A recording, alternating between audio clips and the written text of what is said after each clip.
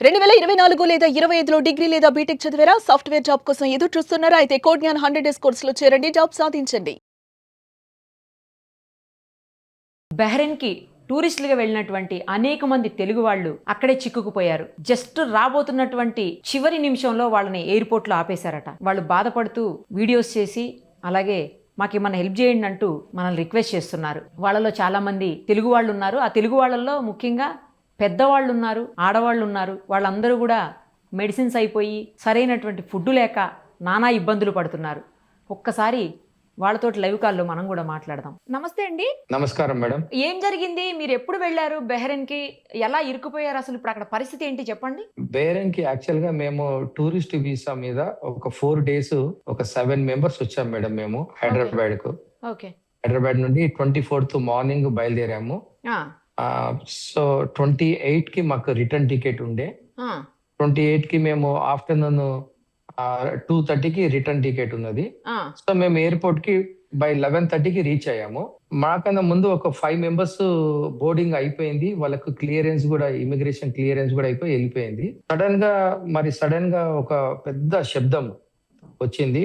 బయట అందరు బయట కూరికారు ఆ. ఎయిర్పోర్ట్ వదిలి. ఈవెన్ ద స్టాఫ్ సెక్యూరిటీ అంతా, పోలీస్ అందరూ బయటికి సడన్ గా ఉరికొచ్చారు. చూసే వరకే అక్కడ నేవల్ బేస్ మీద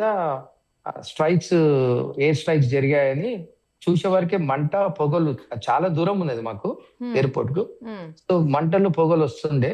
హ్మ్, సో ఆ మంటలు, పొగలు వస్తున్నప్పుడు మేము అందరం చూసుకుంటూ అట్లా నిలబడ్డాము. దాని తర్వాత మళ్ళీ తిరిగి ఒక హాఫ్ అన్ అవర్ తర్వాత తిరిగి మళ్ళీ వెళ్ళిపోతే వాళ్ళు చెప్పారు మొత్తం కంప్లీట్ క్లోజ్ అయిపోయినాయి, కౌంటర్స్ అంతా క్లోజ్ అయిపోయినాయి, కాబట్టి మీరు వెళ్ళలేరు, ఆ టైం ఏమో చెప్తాం, మీరు ఉండండి అంటే మేము అక్కడ నిలబడ్డాం, వెయిట్ చేసాం ఎయిర్పోర్ట్ లో. ఎయిర్పోర్ట్ లో వెయిట్ చేసినప్పుడు మాకు అక్కడ చాలా మంది మన తెలుగు వాళ్ళు, అంటే రిటర్న్ హైదరాబాద్ కి రావడానికి వాళ్ళు కూడా టూరిస్ట్ గా వచ్చారంట. ఓకే, సుమారు ఒక 100 మందికి పై చిలుకుంటారు, 100 మందికి పై చిలుకుంటారు. ఓకే. సో వాళ్ళందరూ కూడా మేము ఎయిర్పోర్ట్ లో కలవడం జరిగింది. ఇక అది పానిక్ సిచ్యువేషన్ కదండి.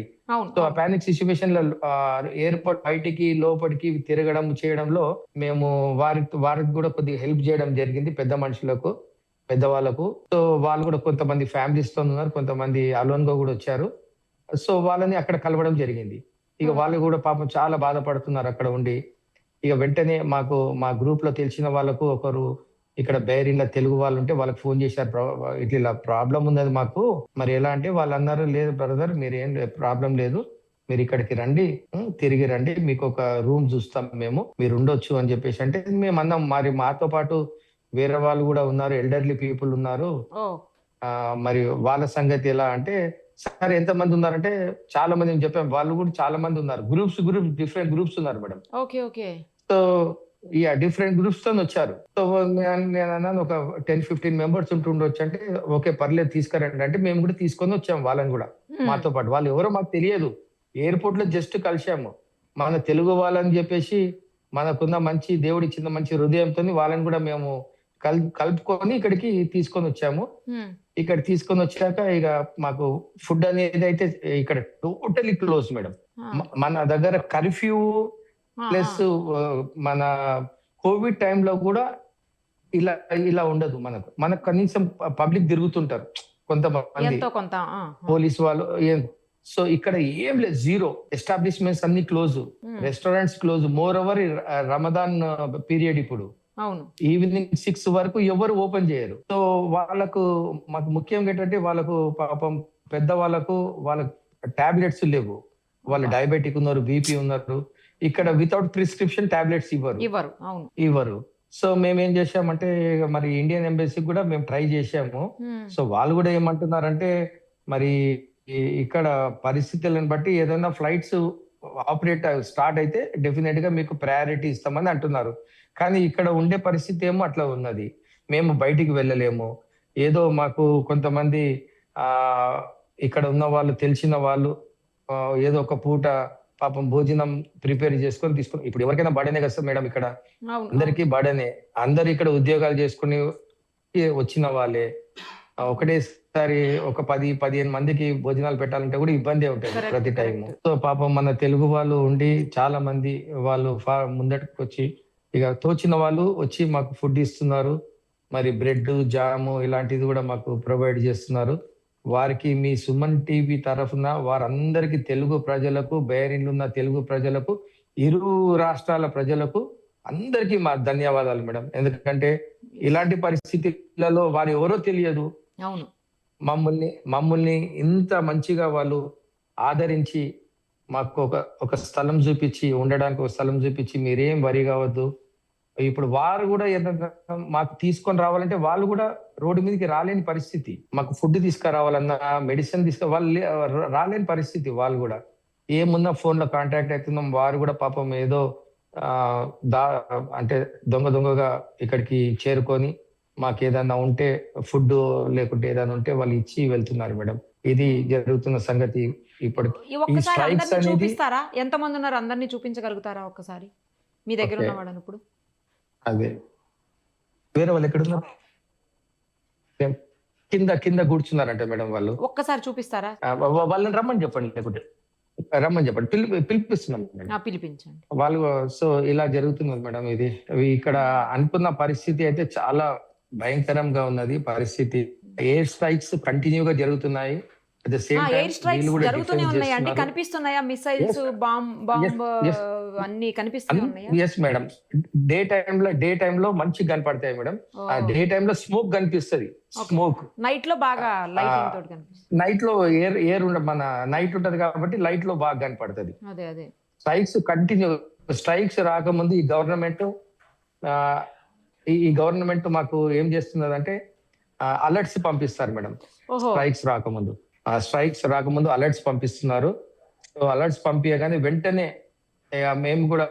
మేము ఇక్కడన్నా ఉండాలి, లేకుంటే ఎక్కడన్నా బంకర్స్ ఉంటాయేమో. బంకర్స్ అంటే ఇది ఒక ప్రాంతంలో, ఇది రెసిడెన్షియల్ ఏరియాలో సేఫ్ అని చెప్పి తీసుకొచ్చారు మేడం. యాక్చువల్ గా అదేలి అని ప్రాంతంలో ఉన్నాం మేము. ఎందుకంటే కమర్షియల్ ఏరియా, హోటల్స్ అన్ని కూడా ఇట్రండి సార్, ఇట్రండి ప్లీజ్. కమర్షియల్ ఏరియాలో సార్ ఇట్రండి, బ్యాక్ రండి, కనిపిస్తున్నారు. మీరు ఎక్కడి నుంచి? నేను హైదరాబాద్ మేడం. ఆయన వెనకాల ఆయన అందరు కూడా హైదరాబాద్ మేడం. అంటే వాళ్ళు ఏపీ నుండి కానీ హైదరాబాద్ లో వర్క్ చేస్తున్నారు. ఓకే. అందరు జాబ్ చేసుకుంటున్నారు. అంటే మీరు అందరూ కలిసి వెళ్ళారనమాట? టూరిస్ట్ మేము అందరం కలిసి, ఎస్ మేడం, కలిసి వెళ్ళాము. టూరిస్ట్ వెళ్ళాము 4 days మేడం. రిటర్న్ కూడా అవుతున్నాం. ఒక 2 hours ఉంటే మేము హైదరాబాద్ లో ఉంటుండే అండి. సో ఇక్కడ మేము చిక్కుకుపోయాము. సో మాకు ఏం లేదు మేడం. మీ ఫ్యామిలీస్ హైదరాబాద్ లో ఉన్నారా? మళ్ళా అందరు హైదరాబాద్ లోనే ఉన్నారు. ఫ్రెండ్స్ తో వెళ్ళారు? అందరు ఫ్రెండ్స్ తో వెళ్ళాము. అందరం హైదరాబాద్ లోనే ఉన్నారు. మాకు ఇక్కడ ఒక విషయం ఏంటంటే, వీళ్ళు ఎవరైతే అదర్ కంట్రీస్ ఎవరైతే హెల్ప్ చేస్తున్నారో వాళ్ళ సిటిజన్స్ కొరకు మీ సుమన్ టీవీ ద్వారా మరి మేము గవర్నమెంట్ ఆఫ్ ఇండియాకు, రాష్ట్ర ప్రభుత్వం కూడా మా యొక్క రిక్వెస్ట్ ఏంటంటే, మమ్మల్ని కూడా తొందరగా ఇక్కడ నుంచి ఎనీ ఎయిర్ క్రాఫ్ట్ మేము నిలబడి రావడానికి కూడా సిద్ధం ఉన్నాం. అంటే చెప్తున్నాం, ఎయిర్ ఫోర్స్ దాంట్లో నిలబడి రావడానికి కూడా సిద్ధం ఉన్నాము. ఇక్కడ నుంచి మమ్మల్ని మీరు తరలిస్తే, మన ప్రాంతానికి తరలిస్తే అందరికి మేము కృతజ్ఞతలై ఉంటాం మేడం. అది రైట్ అండి. తప్పకుండా మీ మెసేజ్ ని మేము గవర్నమెంట్ కి చేరేలాగా చూస్తాము డెఫినెట్ గా. ఎంతమంది ఉన్నారు ఒక్కసారి వాళ్ళని కూడా చూపిస్తారండి? ఇంతేనా? ఇంతే మేడం. ఇంకా వేరే వాళ్ళు, లేడీస్ వాళ్ళు వేరే దగ్గర ఉన్నారు. అదే అడుగుతున్నాను, వాళ్ళు ఎక్కడ ఉన్నారు? లేడీస్ వాళ్ళు పైన ఉన్నారు కదా, వాళ్ళు పైన ఉన్నారు మేడం. ఒక్కసారి మీరు వెళ్తే కెమెరా, బ్యాక్ కెమెరా ఆన్ చేసి ఒక్కసారి చూపించండి. ఇదో మేడం, ఇక్కడ కూడా కూర్చొని ఉన్నారు elderly people. Sir okay, Suman TV నుంచి లైవ్ లో ఉన్నారు మేడం. అదే చూపిస్తున్నాను, మిమ్మల్ని చూపించమన్నారు. మేడం ఇక్కడ కూడా చాలా మంది ఉన్నట్టున్నారు. లేడీస్ ఉన్నారు, పెద్దవాళ్ళు ఉన్నారు. అవును మేడం. చాలా ఇబ్బంది పడుతున్నట్టున్నారు. నమస్తే అమ్మా. విజిటింగ్ కోసం మేమందరం కూడా చాలా ఏజ్డ్ మేడం. అందరూ ఏదో టూర్ కోసం అని వచ్చాము, ఇలా ఇరుక్కుపోయాం మేడం. దయచేసి మాకు హెల్ప్ చేయండి మేడం. మెడిసిన్స్ కూడా అయిపోయినాయి. మేము 5-6 రోజులకే తెచ్చుకున్నాము. మా టైం అయిపోయింది. మేము సాటర్డే ఎయిర్పోర్ట్కి వెళ్ళేటప్పటికి క్లోజ్ చేశారు, చెక్ ఇన్ క్లోజ్ చేశారు. ఇంకా వెనక్కి వెళ్ళిపోండి అని అన్నారు. ఎక్కడికి వెళ్ళాలో తెలియదు. చాలా ఇబ్బంది పడాం. ఆ రోజంతా మేము భోజనం కూడా చేయలేదు మేడం అసలు. అయ్యో. తర్వాత ఇంకెక్కడో ఎవరో ఒకళ్ళు పంపించి ఒకరోజు అలా తింటున్నాం మేడం. అసలు ఒక పూట తింటున్నాం మేడం. దయచేసి మీరు హెల్ప్ చేయండి అని మిమ్మల్ని ప్రాధేయపడుతూ అడుగుతున్నాం మేడం. తప్పకుండా అమ్మా, తప్పకుండా. నమస్తే అండి. నమస్తే మేము అమ్మా. చాలా ఇబ్బంది పడుతున్నామండి. ఇక్కడ చాలా రోజులు అయింది. ఇంటి దగ్గర పిల్లలు, మా ఫ్యామిలీ అందరూ చాలా భయపడుతున్నారు. మేము అసలు ఉన్నామా లేదా, గంటకోసారి ఫోన్ చేయండి మాకు అని చాలా టెన్షన్ పడుతున్నారు. మేము కూడా చాలా టెన్షన్ పడుతున్నామండి. ఇక్కడ భోజనం మాకు ఇస్తున్నారు కానీ మేము పెద్దవాళ్ళం అవ్వడం వల్ల భోజనం చేయలేకపోతున్నాం. చాలా ఆకలి అంటే ఏంటో తెలియని వాళ్ళం ఇక్కడికి వచ్చి ఆకలికి అలమటించిపోతున్నామండి. దయతో మీరు సహాయం చేసి మేము తొందరగా వెళ్ళేటట్లుగా మీరే మాకు ఏదన్నా సహాయం చేయాలండి. దయతో సహాయం చేయండి ప్లీజ్. సోల్మన్ గారు, అక్కడ చాలా మందే ఉన్నట్టున్నారు చూస్తుంటే. పాపం బాధ మేడం, నేను అనిపిస్తుంది. చెప్పాను కదా, పెద్దవాళ్ళు, నేను లేడీస్. చెప్పాను కదా మేడం, వీళ్ళంతా ఎయిర్పోర్ట్ లో మాకు కలిశారు మేడం. అదే, వీళ్ళందరూ మాకు ఎయిర్పోర్ట్ లో కలిశారు. సో వీళ్ళు ఎయిర్పోర్ట్ లో కలిసిన తర్వాత మాతో పాటు వీళ్ళని కూడా తీసుకొని వచ్చాము మేము ఇక్కడికి, ఈ ప్రాంతానికి. తెలియజేసి ఈ స్థలానికి త్వరగా వెళ్ళటానికి మరి అవకాశం కల్పిస్తారని ప్రేమతో కోరుతున్నాం మేడం. Thank you madam. సరే అండి, అయితే తప్పకుండా మేము ఏం చేయగలుగుతామో మేము కూడా ట్రై చేస్తామండి. బట్ ఏంటంటే ఏం చేయాలన్నా కూడా అక్కడి నుంచి ఫ్లైట్ స్టార్ట్ అవ్వాలి కదా, అది మేజర్ ఇష్యూ. ఇక్కడ నుంచి అక్కడికి కూడా మేడం, అలౌ ఇప్పుడు చేయరు కదా. ఇప్పుడు ఈ టైంలో ఇక్కడ నుంచి అక్కడికి కూడా అలౌ చేయరు అసలు. అంటే ఇప్పుడు జనరల్ గా అయితే అలౌ చేయరు మేడం. ఇప్పుడు ఈ మేడం కి నిన్న కొద్దిగా మన చెస్ట్ పెయిన్ వచ్చింది. Health chest pain. బాగలేనట్టుంది. అదే. సో వారు ఇలా కూర్చున్నారు. ఇక్కడ మెడికల్ కూడా వెళ్ళలేము, మేము ఏం చేయలేము. ఇది చాలా భయంకరమైన పరిస్థితి ఉన్నది మేడం ఇప్పుడు. సరే అండి, అయితే చూద్దాం. ఏమన్నా అంటే ఎంబసీకి ఏమన్నా కాంటాక్ట్ చేయగలుగుతామా, లేకపోతే ఇక్కడ మన గవర్నమెంట్స్ తోటి ఏమన్నా. ఎంబసీ వాళ్ళు కూడా ఒకటే మాట అంటున్నారు మేడం, ప్రభుత్వం ఏమన్నా ఫ్లైట్స్ ఆపరేట్ స్టార్ట్ అయితే ఆపరేషన్ స్టార్ట్ ప్రయారిటీగా అవుతే అప్పుడు పంపిస్తాం. వాళ్ళు ఏమన్నా చేయగలుగుతారండి. కరెక్ట్. హాఫ్ అన్ అవర్ ఉంటే మేము కూడా వెళ్ళిపోయే వాళ్ళం మేడం. ఎయిర్పోర్ట్ లో Bad luck. మేము కూడా చెక్ ఇన్ అవుతుండే, అంటే ఫ్లైట్ వెళ్ళలేదు, కనీసము మేము వాళ్ళ కస్టడీలో ఉంటుండే, అదే. మన గల్ఫ్ ఎయిర్ కస్టడీలో ఉంటుండే. ముందు వెళ్ళిన 10 మందికి అన్ని సౌకర్యాలు ఇచ్చారు. మాకు మట్టి మీరు ఎక్కడ ఉండండి అని వేరు పంపించేశారు, చెక్కింగ్ అవ్వలేదని. సరే అండి, నేను చూస్తాను ఏం చేయగలుగుతామో. సరేనా? థ్యాంక్ యూ సో మచ్ అండి. Okay madam. Be safe, thank be you safe. So much. Be safe.